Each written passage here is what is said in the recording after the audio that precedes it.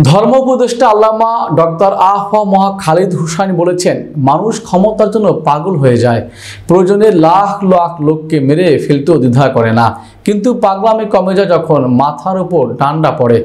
লোভী মানুষরা যেখানে টাকা ও জমি দেখেন সেখানে হামলা করেন। টাকার জন্য এই পাগলামি বন্ধ করতে হবে।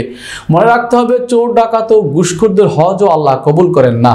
বৃহস্পতিবার রাতে হবিগঞ্জের বানিয়াচং উপজেলার ধুলিয়া মাদ্রাসা মাঠে এক অনুষ্ঠানে এসব কথা বলেন ধর্ম উপদেষ্টা ডক্টর আ.ফ.ম. খালিদ হোসাইন। তিনি আরো বলেন, কওমি সনদের বাস্তবায়ন নিয়ে আমি কিছু বলতে চাই না, কারণ এটি বাস্তবায়নের দায়িত্ব ধর্ম মন্ত্রণালয়ের নয়, শিক্ষা মন্ত্রণালয়ের। তবে আমি এ ব্যাপারে প্রাথমিক গণশিক্ষা উপদেষ্টা সহ সবার সঙ্গে কথা বলেছি, সবাই আমাকে আশ্বাস দিয়েছেন।